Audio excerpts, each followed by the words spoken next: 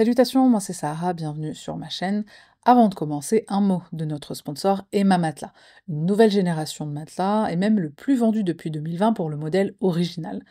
Je ne t'apprends rien si je te dis que ta santé dépend aussi de la qualité de ton sommeil, alors pourquoi ne pas choisir le matelas Hybride 2 par exemple, le meilleur matelas testé en France sur l'année 2023. Rien de pire que de se sentir étouffé avec un matelas et une couette qui tiennent trop chaud. Les matelas Emma ont non seulement une mémoire de forme pour un bon soutien, mais ils sont en plus dotés d'une couche ergocelle qui favorise la circulation de l'air. Et qui dit qualité de sommeil dit matelas, mais aussi oreiller. Avec leur gamme Nuage Premium et Elite, tu as des oreillers dont la hauteur se règle avec les couches internes, ça apaise les tensions et ça te maintient au frais toute la nuit. Chez Emma Matelas, tu as aussi des protèges matelas, des couettes, des parures de lit. Leur gamme d'accessoires, je la trouve très design, très confortable. Regarde la tête de mon lit avant et après avec Emma Matelas. La différence est quand même flagrante. Mon corps respire, ma tête est bien soutenue et elle reste au frais toute la nuit. La qualité de mon sommeil a grandement changé. Alors, les gars sont tellement sûrs de la qualité de leurs produits que non seulement ils ont une garantie de 10 ans, mais en plus, ils te proposent de faire un essai de matelas gratuit de 100 nuits. Si ça ne te convient pas, tu peux retourner ton matelas sans aucun frais. Donc fonce profiter de l'offre Black Friday qui commence le 1er novembre et se termine le 4 décembre. Tu pourras bénéficier de 50% de réduction sur le site et avec le code Sahara, tu auras même 10% de réduction en plus. Je te laisse découvrir toute leur gamme de produits avec le lien en description ou en commentaire épinglé.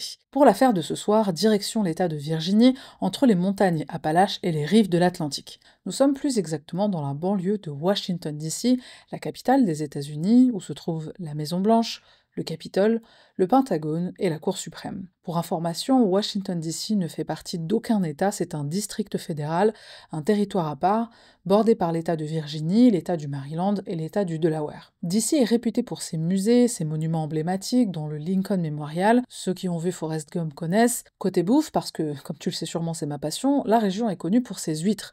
Elles ont même leur festival annuel pour les goûter sous toutes leurs coutures, crues, fumées, frites, à la vapeur ou à l'étouffée. Et en parlant d'huîtres et d'étouffée, la première fois que Justin a mangé des huîtres ici avec moi à Paris, il s'est étouffé.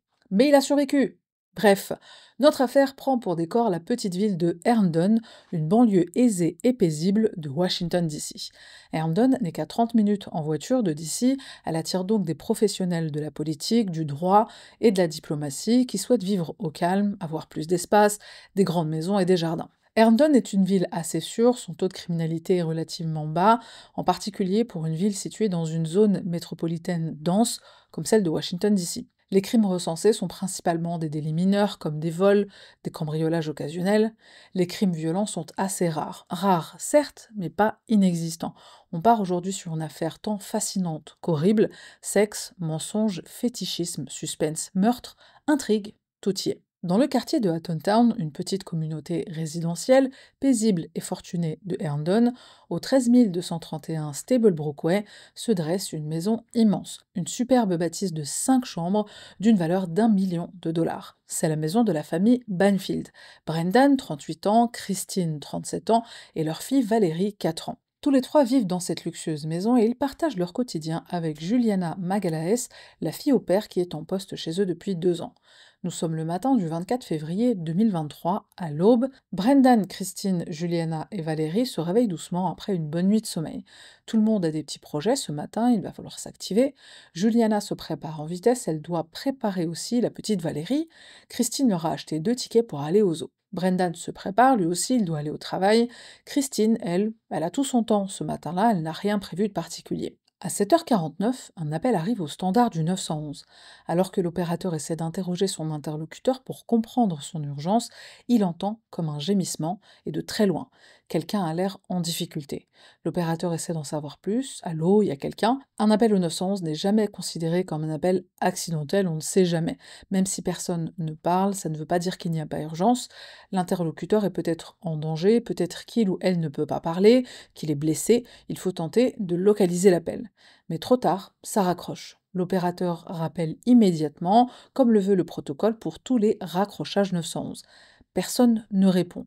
Plus rien pendant 13 minutes, 13 longues minutes. Et à 8h02, un nouvel appel arrive au standard, c'est le même numéro, et cette fois-ci, quelqu'un parle. C'est une femme. Ce qu'elle raconte n'est pas très clair. Quelqu'un est blessé, un ami ou peut-être l'ami d'un ami. Ensuite, un homme prend le combiné, il parle, et cet homme explique à l'opérateur que quelqu'un est entré dans sa maison, a attaqué sa femme, donc il a tiré sur l'intrus pour le mettre hors d'état de nuire. Une équipe de police est envoyée sur place avec une ambulance. S'il y a un homme blessé par balle, il va falloir agir vite. Mais quand les autorités entrent dans la maison, ce n'est pas une personne qui est grièvement blessée, mais deux. Que s'est-il passé? Avant d'éclaircir ce mystère, qui est la famille Banfield? Brendan, le papa, est un agent fédéral. Il travaille à la division des enquêtes criminelles de l'IRS, le service des impôts des USA. Il enquête sur les violations criminelles et les crimes financiers. C'est en quelque sorte un détective agent du fisc. Il travaille à Washington, comme beaucoup de ses voisins. Sur son temps libre, il entraîne l'équipe de football de sa fille. Il est lui-même grand fan de ce sport et c'est un grand supporter des Dallas Cowboys. Christine, la maman, elle est infirmière pédiatrique, c'est une femme très appréciée par ses proches et par ses collègues, elle est très investie dans son travail qu'elle adore. Elle est dévouée, elle est douce avec les enfants qu'elle soigne. Depuis 4 ans, elle est l'heureuse maman de Valérie, sa petite fille qu'elle adore. Sur son compte Instagram, on trouve plein de photos de la petite, et Christine crée même un compte Instagram dédié aux œuvres de Valérie pour ses dessins, hashtag futur grande artiste. La famille est très aisée, ils voyagent, ils font des sorties, ils ont même le budget pour se payer l'aide à temps quasi complet de Juliana. Juliana, c'est une jeune brésilienne de 22 ans qui grandit dans la campagne de Sao Paulo. Elle travaille chez les Banfield dans le cadre du programme de filles au pair. Alors, filles au pair ou garçons au pair, c'est un programme dans lequel un jeune ou une jeune, souvent étranger, vient vivre temporairement au sein d'une famille pour aider aux tâches ménagères, mais surtout à la garde des enfants. En échange de ces services, la fille ou le garçon au pair est nourri, logé, blanchi, et il reçoit un peu d'argent de poche. Ce système permet aux jeunes de voyager, de découvrir une nouvelle culture, de surtout pratiquer une langue, et parfois même de faire des études, tout en étant intégrés à une famille. Le tout est encadré par un contrat, ou en tout cas dans la grande majorité des cas. Les heures de travail, les jours de congé et le montant de l'argent de poche sont fixés dans le contrat et doivent permettre un équilibre entre travail, temps libre pour les loisirs. Parfois, les familles choisissent exprès une personne, par exemple francophone ou hispanophone, s'ils veulent que leur enfant apprenne ou pratique cette langue, donc l'avantage linguistique peut aller dans les deux sens. Perso, j'ai déjà été fille au pair en Angleterre il y a fort longtemps, et c'était surtout pour me décoincer. J'avais un bon anglais, mais j'étais hyper timide. Ça m'a énormément aidé de me mettre ce gros coup de pied aux fesses. Et laisse un commentaire pour me dire si toi aussi tu as été fille ou garçon au pair, dans quel pays, combien de temps, quelle langue tu parles, je veux tout savoir. Juliana est donc une fille au pair brésilienne, elle intègre la famille Banfield en 2021, et ce travail tient ses promesses. Elle est accueillie dans une gigantesque maison, dans un quartier chic aux USA, elle se fait des amis, elle gagne un peu d'argent, et elle devient un membre de la famille Banfield. Et ce n'est pas la première fois que la famille Banfield emploie une fille au pair. Avant l'arrivée de Juliana, c'est Amanda qui s'occupe de la petite Valérie, et Christine et elle deviennent même très proches, elles restent amies après la fin de mission d'Amanda. Christine sera l'une de ses demoiselles d'honneur à son mariage, c'est comme ça que Christine conçoit le but de ce programme. Pour elle, ce programme permet de rencontrer et d'intégrer une personne à sa vie et à celle de sa famille. Elle décrit Amanda comme une grande sœur pour sa fille Valérie, comme une fille. Des liens très forts se sont tissés. Et en même temps, ça se comprend, c'est une personne qui entre dans ton quotidien le plus intime, qui habite dans ta maison, qui passe du temps avec tes enfants, qui participe à leur éducation, donc effectivement, ça doit créer des liens très forts. Revenons maintenant au jour fatidique et à cet appel au 911. Les autorités arrivent au domicile des Banfield quelques minutes après 8h du matin. Sur place, ils sont accueillis par Brendan, Juliana et la petite Valérie. Ils sont tous les trois sains et saufs. En entrant dans la maison, les autorités découvrent une scène épouvantable. Comme Brendan l'a dit au dispatcher, l'intrus, un homme d'une quarantaine d'années, a reçu 2 balles, il est mort. Christine, qui visiblement s'est fait attaquer par l'homme, est dans sa chambre au premier étage. Elle est grièvement blessée, tout le haut de son corps est couvert de sang et présente de nombreux coups de couteau, notamment au niveau du cou. Elle est transportée d'urgence à l'hôpital, mais malheureusement il est trop tard, elle a perdu trop de sang, son décès est prononcé à l'hôpital. Mais que s'est-il passé ce matin-là, alors qu'il n'est même pas encore 8h et que la journée s'annonçait comme une des plus normales? Brendan et Juliana racontent. Après s'être levée, Juliana, la fille au père, prépare prépare un pique-nique pour elle et Valérie. Elle réveille ensuite la petite, elle la prépare elle aussi, elle lui donne son petit déjeuner. Vers 7 heures, elles sont prêtes et elles partent pour le zoo. Elles sont super heureuses de cette sortie, ben, les enfants adorent les animaux, et Valérie aussi bien sûr. Brendan, lui, il est attendu au bureau à 7h30, il quitte la maison quelques minutes après Juliana et Valérie. Comme il le fait tous les matins, il s'arrête au McDo pour prendre un Egg McMuffin et un jus d'orange.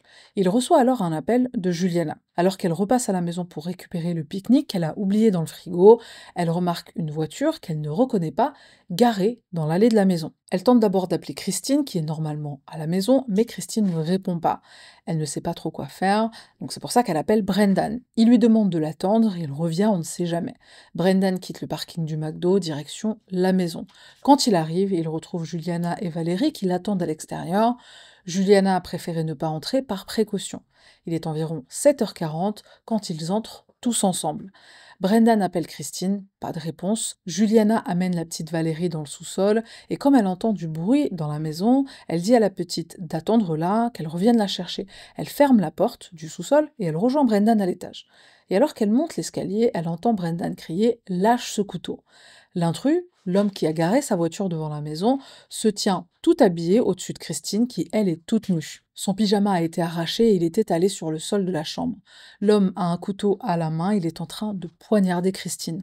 Brendan lui tire dessus avec son arme de service pour qu'il arrête. Il le touche en plein visage, juste au-dessus du sourcil.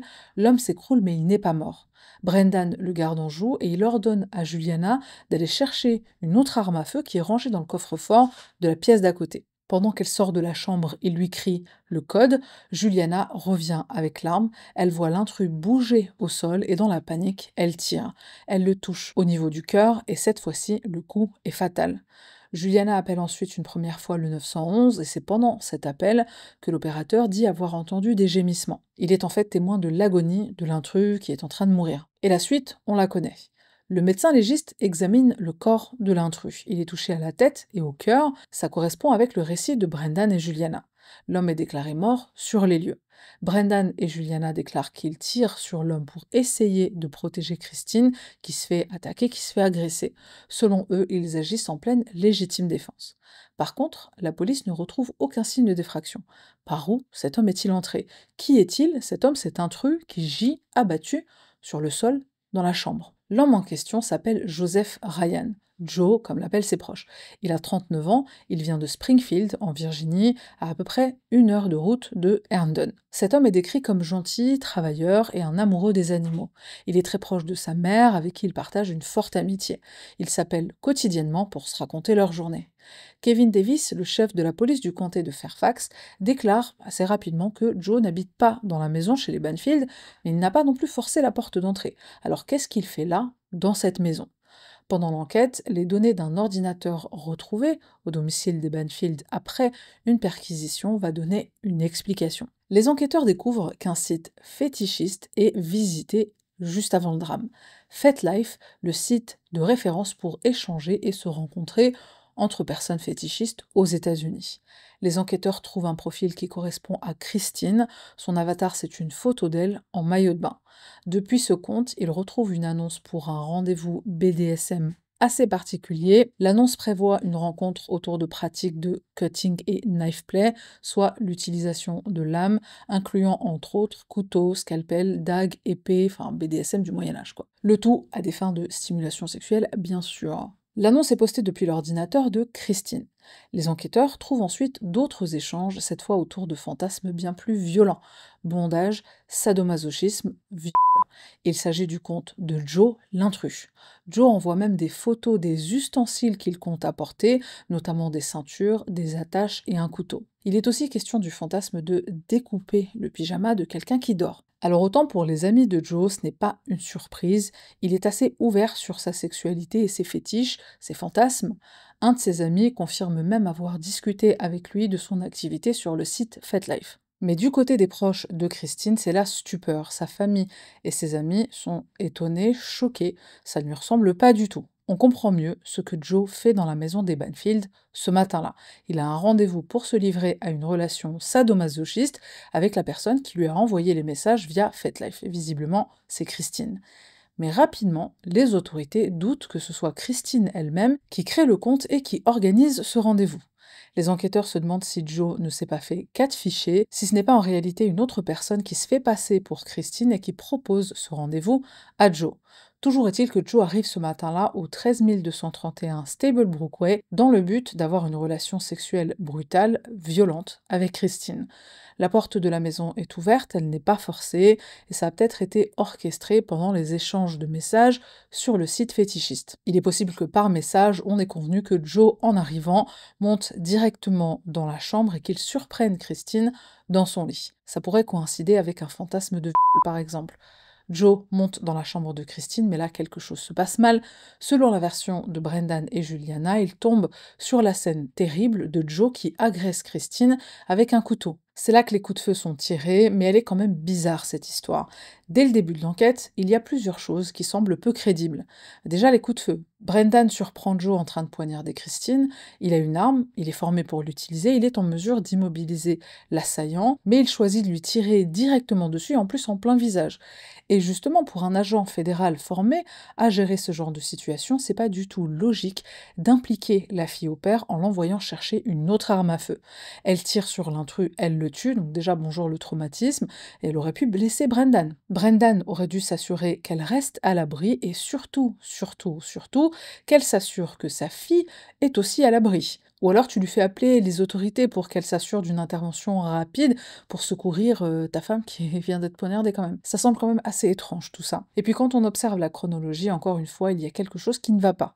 On a un premier appel au 911 qui n'aboutit pas, puis un deuxième appel 13 minutes après, mais il se passe quoi pendant ces 13 minutes? Alors que Christine est en train de se vider de son sang, pourquoi est-ce qu'on attend 13 minutes avant de rappeler les urgences? Brendan dira plus tard qu'il ne retrouve pas le téléphone de Juliana pendant ces 13 minutes, mais bon, lui aussi, du coup, il a un téléphone portable, pourquoi est-ce qu'il ne l'utilise pas? Et puis il y a sûrement un téléphone fixe à la maison, pourquoi ne pas l'utiliser? Puisqu'on a 2 personnes qui sont mortes et 2 personnes qui sont présentes et armées le jour de ces 2 meurtres, on a donc une double enquête. Il faut déterminer qui a tué Christine, qui a tué Joseph, et comprendre les mobiles pour chacun des meurtres. Et pour comprendre ce qui s'est joué à huis clos ce matin-là, quoi de mieux que de commencer par déterminer la nature des relations entre les 4 adultes. Et plus l'enquête avance, plus on comprend que les choses ne sont pas ce qu'elles semblent être. Le 20 octobre 2023, après 8 mois d'investigation, Juliana Magalaes, 24 ans, est inculpée pour le meurtre de Joe.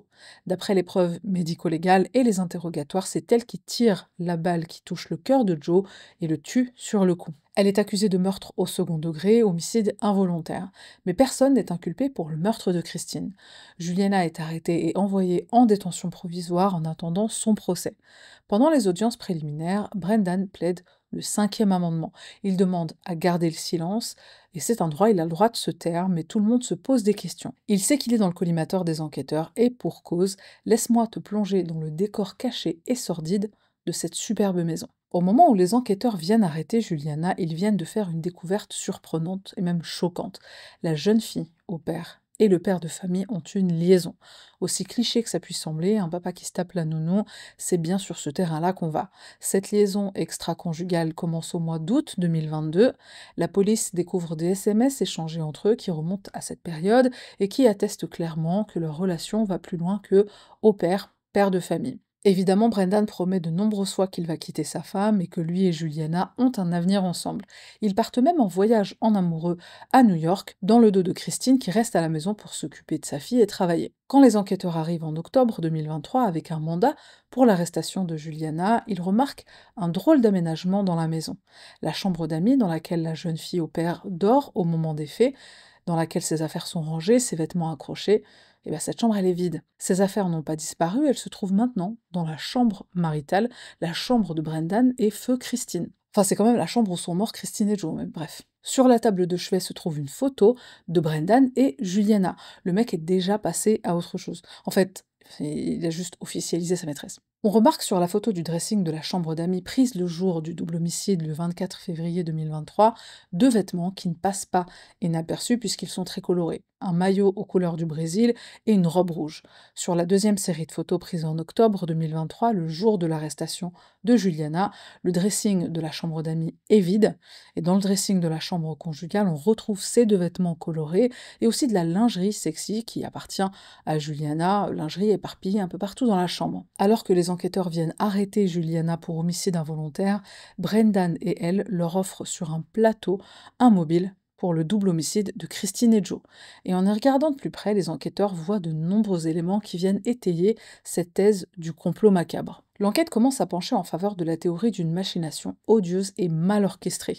Et vu tous les éléments qui sont retrouvés, c'est quand même la honte pour Brendan, qui est quand même inspecteur criminel. On a aussi parlé du délai avant d'appeler les secours, alors qu'on a une femme qui se vide littéralement de son sang, et c'est pas tout. Au mois de décembre, soit 2 mois avant le drame, le couple, et pas le couple Brendan-Christine, le couple adultère, Brendan-Juliana, ils sont filmés par des caméras de surveillance. Ils se rendent au stand de tir Silver Eagle à Ashburn, romantique ce dette morbide, et puis c'est une très bonne idée de s'entraîner avant un tel projet. Au mois de janvier, Brendan est à nouveau vu au stand de tir, et cette fois-ci, il vient acheter une arme, il s'agit du Glock avec lequel Juliana abat Joe le mois suivant. Le numéro de série figurant sur le reçu correspond au numéro de série de l'arme qui sera saisie comme preuve par la police le jour du drame. Alors c'est déjà pas mal comme élément, mais ce n'est pas tout. Brendan et Juliana changent leur téléphone portable quelques jours avant les meurtres, probablement pour faire table rase de tous les échanges qu'ils ont eus avant, échanges qui bien sûr sont incriminants. Ils voient venir d'avance que leurs portables vont être analysés, pas seulement les messages, les appels ou les photos et vidéos, mais aussi tout ce qui a été supprimé, les localisations, les applications et tout le reste. Après le drame, la police saisit le passeport de Juliana, au cas où ça lui prendrait de vouloir se carapater au Brésil. À ce moment, les enquêteurs ne savent rien de l'affaire, mais Juliana a quand même tiré sur un homme, elle ne doit pas partir, il faut qu'on puisse déterminer si, comme elle le dit, c'est de la légitime défense. Entre-temps, sur conseil de son avocat Ryan Campbell, qui d'ailleurs est payé par la famille Banfield, et on y reviendra parce que ça aussi en soi c'est un délire, Juliana entame des démarches pour se procurer un autre passeport. Brendan se met à prendre des cours de portugais, il achète un adaptateur électrique brésilien et il achète même des billets d'avion pour la jeune fille au père et lui, direction le Brésil. Plus con comme agent fédéral, je pense que tu meurs. Et puis de toute façon, les USA ont le droit de demander l'extradition de leurs ressortissants depuis le Brésil, donc aller là-bas, pour Brendan, ça ne le protège pas de la justice américaine. Par contre, le Brésil a une politique stricte sur l'extradition de ses propres citoyens, selon la constitution brésilienne. Le pays n'extrade pas ses citoyens, même pour des crimes graves commis à l'étranger. Donc tant que Juliana est la seule accusée et le couple est au Brésil, en fait, ils ne craignent rien en réalité. Heureusement, Juliana est arrêtée avant que le couple ne s'envole pour les plages de sable fin. J'espère que tu ne restes pas avec moi juste pour pas que je me retourne contre toi, dira Juliana pendant un appel qu'elle passe à Brendan depuis la prison. Elle commence à paniquer la nounou. Pendant un an, Juliana est la seule pointée du doigt, ce qui est totalement injuste, puisque même si le coup n'est pas fatal, Brendan aussi tire sur Joe avec son arme de service. Et avec toutes les preuves de la relation adultère et la promesse de quitter sa femme pour Juliana, comment croire que Brendan n'est pas impliqué? Faut pas oublier que sa femme aussi a été assassinée. Mais heureusement, pendant l'enquête, on parvient à établir clairement que Brendan et Juliana organisent un complot pour être ensemble et vivre leur idylle. Il faut tuer Christine pour ne plus la voir dans les pattes et pour pouvoir vivre leur amour au grand jour sans risquer de perdre la belle maison dans un divorce qui coûterait très cher. Il faut faire passer le meurtre pour un rendez-vous BDSM secret qu'on croit être une agression, et après plus d'1 an de tranquillité, Brendan est enfin inquiété. En septembre 2024, le procureur du comté de Fairfax, Steve Descano, et le chef de la police, Kevin Davis, annoncent l'arrestation de Brendan Banfield. Après plusieurs perquisitions, après des mois de surveillance et d'écoute téléphonique, il est accusé du meurtre aggravé de Christine et aussi du meurtre de Joe dans le cadre d'un complot organisé avec Juliana, sa maîtresse. Et ça vient soulager une réelle injustice. Après 1 an sans aucun élément, le meurtre de Christine a enfin un coupable présumé. Brendan est détenu sans caution, bien que son avocat John Carroll tente de demander sa libération au motif qu'il a un emploi rémunéré, qu'il est tuteur, qu'il enseigne la robotique, qu'il livre des médicaments, j'imagine à sa mère, qu'il entraîne l'équipe de football de sa fille, en gros que c'est un homme qui essaie simplement de continuer à vivre après la mort de sa femme. Bien tenté mais non. La juge Penny Ascarat décide que Brendan doit rester incarcéré jusqu'à son procès. Selon elle, il présente un risque de fuite et un danger pour lui-même et pour le public. S'il est reconnu coupable, il risque une peine de prison à vie, sans possibilité de libération conditionnelle. Et en attendant le procès, l'enquête va continuer de révéler plusieurs autres détails sur ce complot sordide.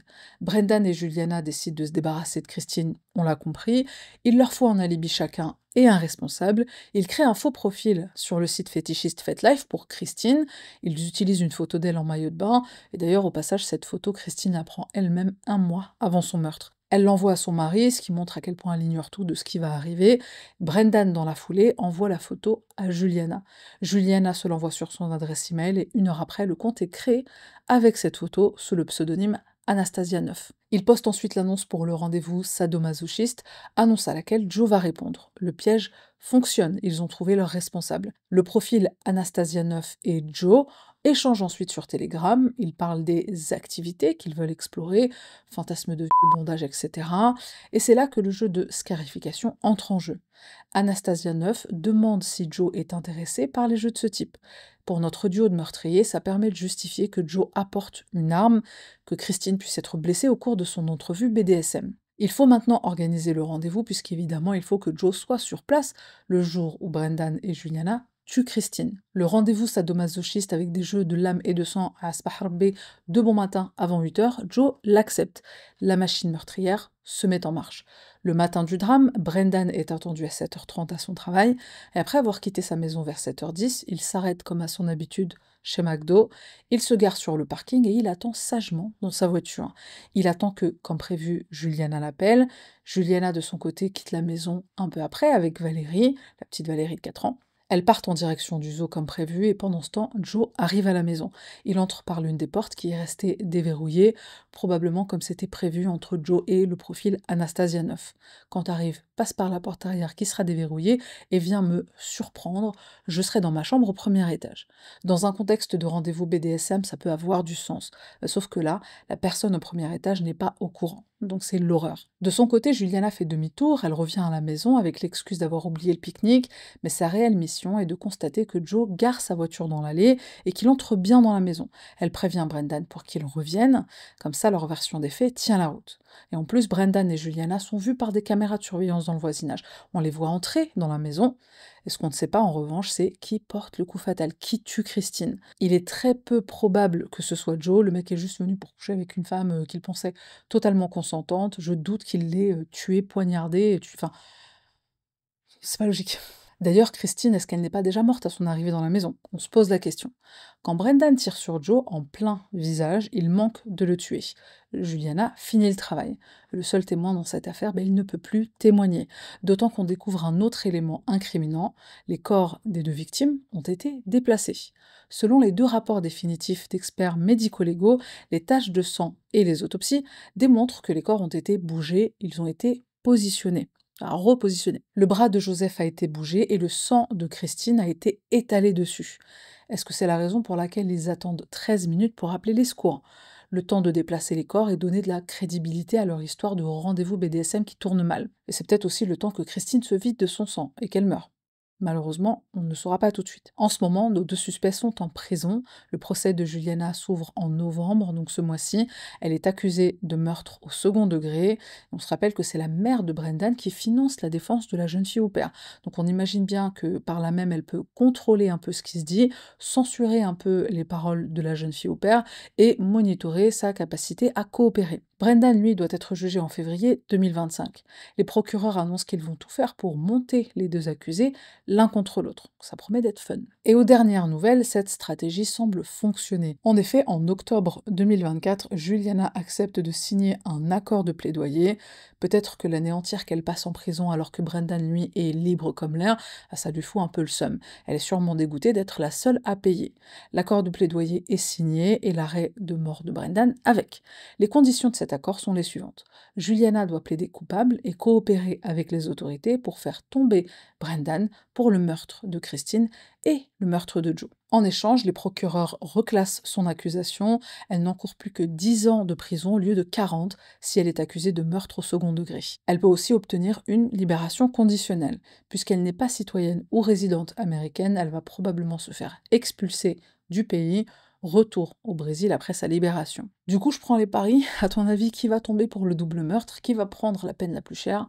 Laisse un commentaire. Bon, je pense que c'est Brendan quand même. Ce qui m'attriste dans cette affaire, c'est déjà Christine, une mère de famille dévouée qu'on essaie de faire passer pour une fétichiste adultère qui envoie sa fille aux zoo pour faire des dingueries tranquilles à la maison. Alors fétichiste, c'est une chose, je juge pas, mais adultère, on l'a fait passer pour une femme qui trompe son mari alors qu'en réalité c'est l'inverse.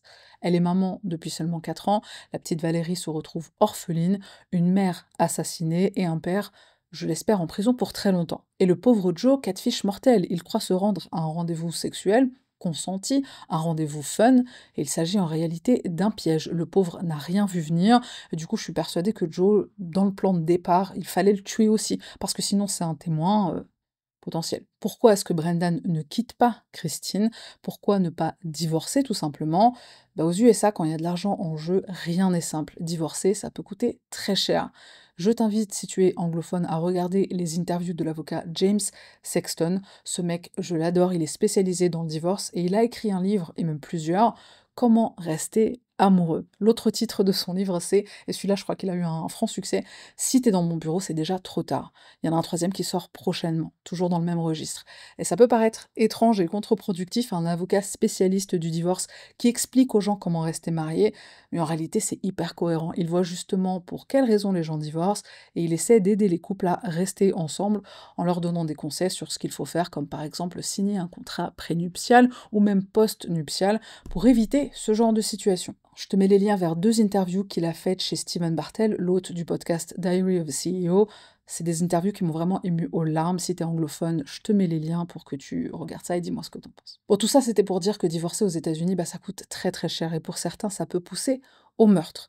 Et cette idée de tuer Christine, tu te demandes sûrement si elle vient de Brendan ou de Juliana. Si je te dis que c'est pas sa première aventure extra-conjugale à Brendan, ça répond peut-être à cette question. Il a déjà trompé Christine avec au moins une autre personne, et sûrement plus. Cette femme est connue des autorités puisqu'elle va témoigner. Elle rapporte à la police que Brendan lui aurait dit un jour « Les choses seraient plus simples si ma femme n'était pas dans les parages ». On finit avec 2 photos qui, désolé, vont sûrement te briser le cœur. La première, sur le compte d'Amanda, la première fille au père de la famille Banfield.